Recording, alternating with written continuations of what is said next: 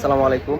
আজকে আমি চলে আসছি টাঙ্গাইল জেলার মধুপুর থানার এই বাজারের নাম হচ্ছে জলছত্র বাজার।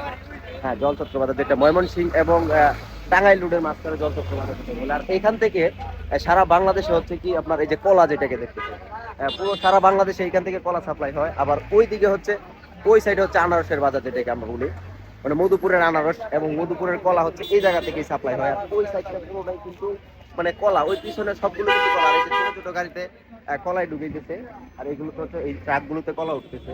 আর এই যে আনারস কিন্তু এই যে গাড়িতে করে আনারস নিয়ে আনতেছে, এই যে বাগান থেকে নিয়ে আসতেছে আনারস, এগুলো হচ্ছে সারা বাংলাদেশ সাপ্লাই হবে। আর এটা হচ্ছে আনারসের গাড়ি লোড দিতেছে। এটা হচ্ছে বাংলাদেশের যে কোনো প্রান্তে যেতে। এটা কোন জায়গায় যাবে গাড়িটা? যাই হোক, অনেক দূর দূর জায়গায় আনারস চলে যায়, মধুপুরে আনারস। আর এখানে হচ্ছে এই যে আনারস কিন্তু টনের টন ফালাইয়া রাখছে। আর এই যে লোকাল যে গৃহস্থ যারা আছে ওনারা হচ্ছে অটো দিয়ে আনারস নিয়ে আসছে, আর এইখানে হচ্ছে আইনা বিক্রি করতেছে পাইকারের কাছে। এদিকে আমি যদি আপনাদেরকে দেখাই, প্রত্যেকটা অটোতে কিন্তু আনারস পুরো লোড দেওয়া।